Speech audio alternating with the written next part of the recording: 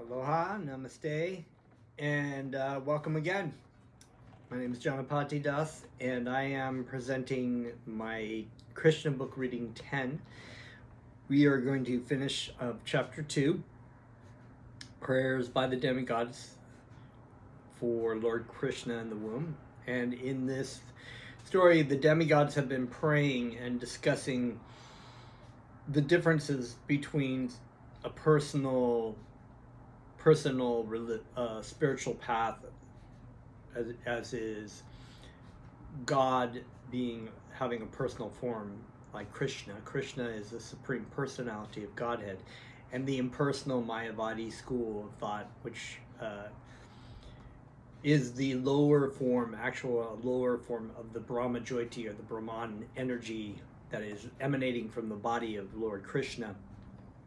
But it is a thought in Vedic thought of impersonal thought. So the demigods are contrasting the two in the story, and we're going to get into that.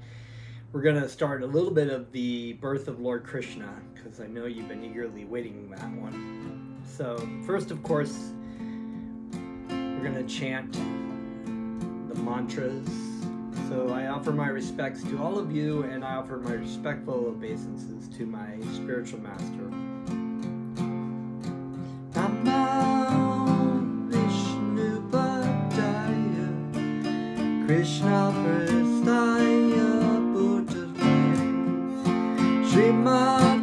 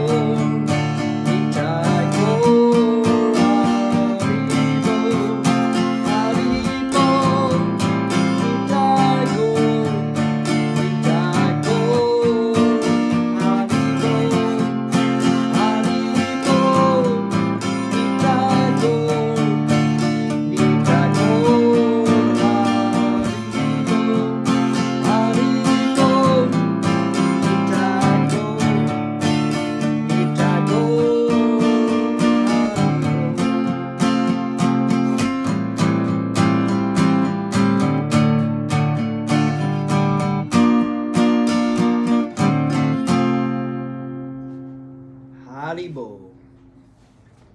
Haribo, once again, is to chant the names of the Supreme, to chant the mantras, to engage in kirtan. It is a prime benediction for humanity at large. So many things, so many ways are trying to be implemented externally through laws or force or coercion. But the most beneficial way that people can attain peace and happiness is through the hearing and chanting of Krishna's names. The Shravanam, hearing, Kirtanam, chanting. And so always remember that you can engage in the hearing and chanting and it will help you understand the philosophy here, but it will also give you a taste of happiness, of which you will not be able to find in this world. And that's not to say that there aren't happy things in this world, that we should just go through life thinking life is a bummer. We can find true happiness, though, by engaging in the process of hearing and chanting Krishna's names and living a spiritual and simple life. So, I'm going to finish this ending of the chapter 2 and go into a little bit of chapter 3. For persons who are not very advanced in absolute knowledge of the Supreme, Lord Krishna exhibits his transcendental pastimes.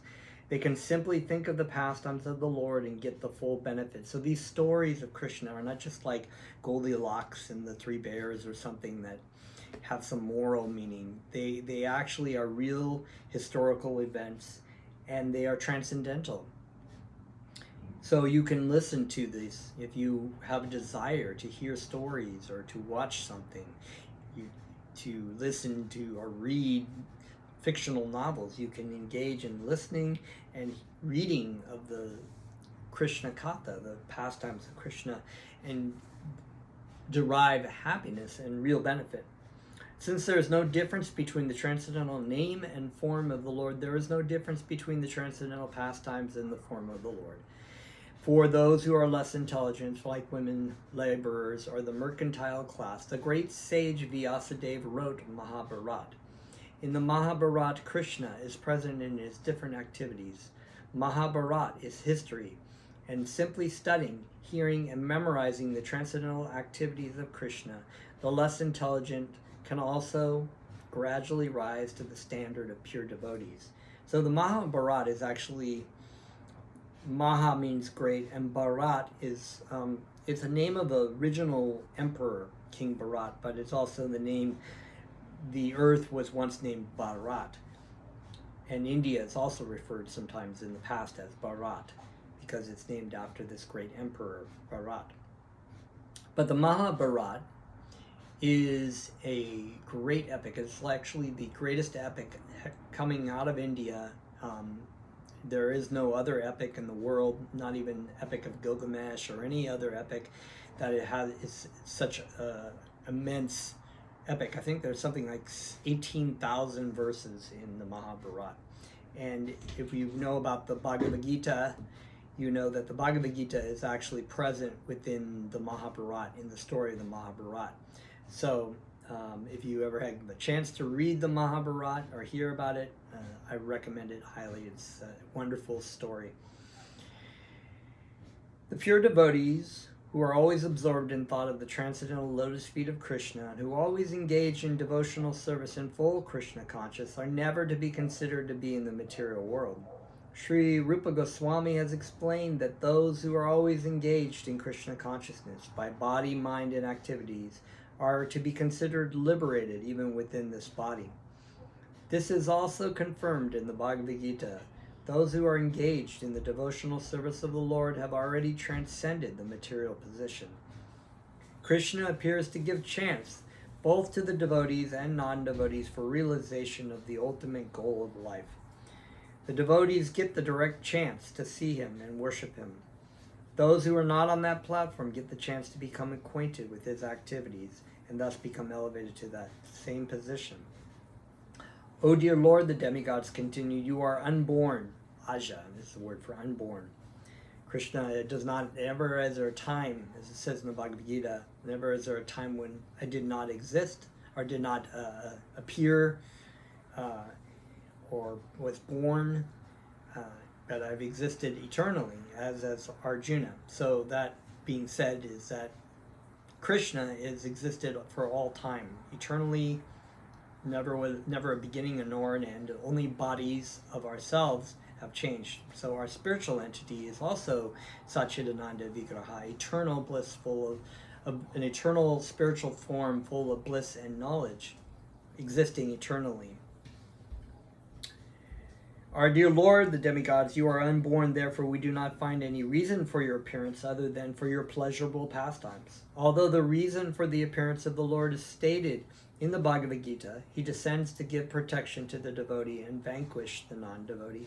Actually, he descends for his pleasure meeting with the devotees, not really to vanquish the non-devotees. The non-devotees can be vanquished simply by material nature. The action and reaction of the external energy of material nature, creation, maintenance, and annihilation, are being carried on automatically. So we can see that in the forms of everything in this world. It has a beginning, it has a middle, it has an end. So we continue through, we transmigrate through our body. We had a baby body, we had a young man body, we'll have an older man's body, and eventually the body will fall apart and I will continue.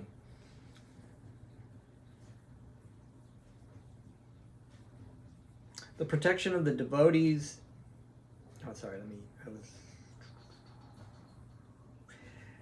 I lost my place. The non-devotees can be vanquished simply by material nature. The action and reaction of the external energy of material nature, creation, maintenance, and annihilation are being carried on automatically, simply by taking shelter of your holy name. Because your holy name and your personality are non-different, the devotees are sufficiently protected. Krishna is non-different than his name. As I said before in a previous class, my name James does not mean that the name James is me. It's just a label that I have on this body. Krishna, however, when you say Krishna, you are saying you're invoking Krishna, and Krishna is present still in his name. In other words, somebody can also say James was here yesterday, but that doesn't mean that I'm present when he says that. The protection of the devotees and the annihilation of the non-devotees are actually not the business of the Supreme Personality of Godhead when he descends. They are just for his transcendental pleasure. They cannot be any other reason for his appearance. Our dear Lord, you are appearing as the best of the Yadu dynasty, and we are offering our respectful, humble obeisances unto your lotus feet. Before this appearance, you also appeared as the fish incarnation, the horse incarnation, the tortoise incarnation, the swan incarnation, as Ramachandra, as Parashuram, and as many other incarnations. So Krishna is incarnating in so many different forms to play out different pastimes, as is told if you read the Srimad Bhagavatam, you'll see a lot of these incarnations, the stories of them in the Srimad Bhagavatam. You appear just to protect the devotees, and we request you, in your present appearance as the Supreme Personality of Godhead himself, to give us similar protection all over the three worlds, and remove all obstacles for the peaceful execution of our lives. Dear Mother Devaki, within your womb is the Supreme Personality of Godhead, appearing along with all his plenary extensions. He is the original Personality of Godhead appearing for our welfare. Therefore, you should not be afraid of your brother, the King of Bhoja. Your son, Lord Krishna, who is the original Personality of Godhead, will appear for the protection of the pious Yadu dynasty. The Lord is appearing not only alone, but accompanied by his immediate plenary portion, Balaram. Devaki was very much afraid of her brother Kamsa because he had already killed so many of her children. She used to remain very anxious about Krishna. In the Vishnu Purana, it is stated that in order to pacify Devaki, all the demigods, along with their wives, used to always visit her to encourage her not to be afraid that her son would be killed by Kamsa. Krishna, who was within her womb, was to appear not only to diminish the burden of the world, but specifically protect the interest of the Yadu dynasty, and certainly to protect Devaki and Vasudeva. Thus ends the Bhaktivedanta purport of the second chapter of Krishna, prayers by the demigods for Lord Krishna in the womb. Now, so I'm going to start on this a little bit on chapter 3, which is entitled The Birth of Lord Krishna. As stated in the Bhagavad Gita, the Lord says that his appearance, birth, and activities are all transcendental, and one who understands them factually becomes immediately eligible to be transferred to the spiritual world. The Lord's appearance or birth is not like that of an ordinary man who is forced to accept a material body according to his past deeds. The Lord's appearance is explained in the second chapter. He appears out of his own sweet pleasure. When the time was mature for the appearance of the Lord, the constellations became very auspicious. The astrological influence of the star known as Rohini was also predominant because the star is considered to be very auspicious. Rohini is under the direct supervision of Brahma. According to astrological conclusion, besides the proper situation of the stars, there are auspicious and inauspicious moments due to the different situations of the different planetary systems. So the Vedic astrology is an authentic astrology. The current astrology that you find in newspapers and anything like that is not really bona fide. At the time of Krishna's birth, the planetary systems were automatically adjusted so that everything became auspicious. So Krishna made everything auspicious because he was going to appear, and it was a very auspicious moment for everyone present. At that time, in all directions, east, west, south, north, everywhere, there was an atmosphere of peace and prosperity. There were auspicious stars visible in the sky and on the surface in all towns and villages and pasturing grounds, and within the minds of everyone there were signs of good fortune. The rivers were flowing full of waters, and lakes were beautifully decorated with lotus flowers. The forests were full with beautiful birds and peacocks. All the birds within the forest began to sing with sweet voices, and the peacocks began to dance along with their consorts. The wind blew very pleasantly, carrying the aroma of different flowers, and the sensation of bodily touch was very pleasing. At home, the Brahmanas who were accustomed to offering sacrifices in fire found their homes very pleasant for offerings. Due to disturbances created by the demoniac kings, the sacrificial fire altar had been almost stopped in the houses of the Brahmanas, but now they could find the opportunity to start the fire peacefully.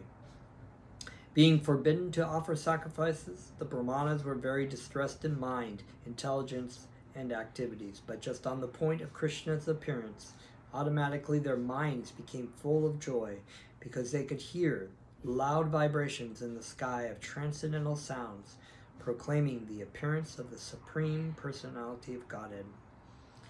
The denizens of the Gandharva and Kinara planets began to sing, and the denizens of Siddhaloka and the planets of the Charanas began to offer prayers in the service of the Personality of Godhead.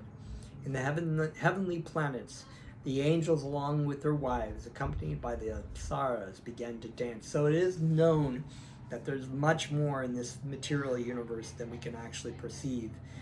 There are heavenly planets. There are planets, many different kinds of planets. There are different entities of higher consciousness that are, which we can't visualize right now because of our lower consciousness. So Gandharva sometimes in the Bible is referred to as angels. Gandharvas are very beautiful heavenly creatures, and when I say heaven, it's not spiritual world heaven, it's a heavenly planet. So there are heavenly planets, there are middle planets like Earth and our universe, and there are lower hellish-like planets that are also not really perceived by us. Sometimes it is, and sometimes people also perceive the heavenly planets, but it's not a very common thing. The great sages and the demigods, being pleased, began to shower flowers. At the seashore there was a sound of mild waves, and above the sea there were clouds in the sky, which began to thunder very pleasingly. When things were adjusted like this, Lord Vishnu, who is residing within the heart of every living entity, appeared in the darkness of night as the Supreme Personality of Godhead before Devaki, who also appeared as one of the demigoddesses. The appearance of Lord Vishnu at that time could be compared with the full moon in the sky as it rises on the eastern horizon. The objection may be raised that since Lord appeared on the 8th day of the waning moon, there could be no rising of the full moon. In answer to this, it may be said that Lord Krishna appeared in the dynasty which is in the hierarchy of the moon. Therefore, although the moon was incomplete on that night, because of the Lord's appearance in this dynasty, wherein the moon is himself the original person, the moon was in an overjoyous condition. So by the grace of Krishna, he could appear just as the full moon. And I could keep going on. This is such a wonderful story, but I'm going to save this for next time. So stay tuned for the next video, which we will continue this story. And if you are joining me for the first time on this video, feel free to go back and listen to the other videos. Feel free to also share with your friends and family this wonderful stories of Krishna. Like and subscribe so that more people may be able to see this on the YouTube, I guess, what is that, the algorithm, so they can also enjoy the wonderful pastimes of Krishna, which are truly auspicious and beneficial for all humanity. So we're going to chant a little bit.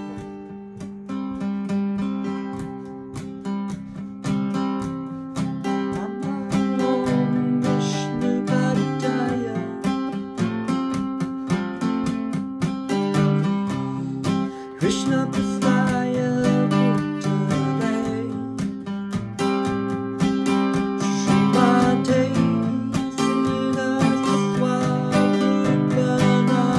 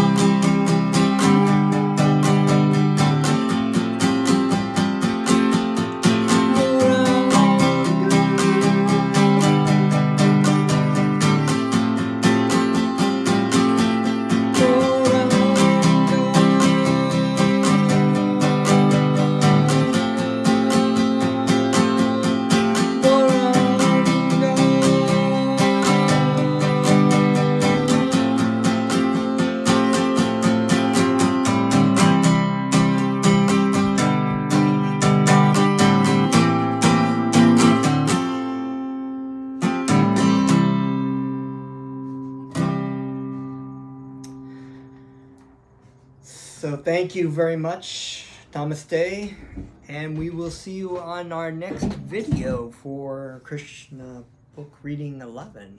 Stay tuned.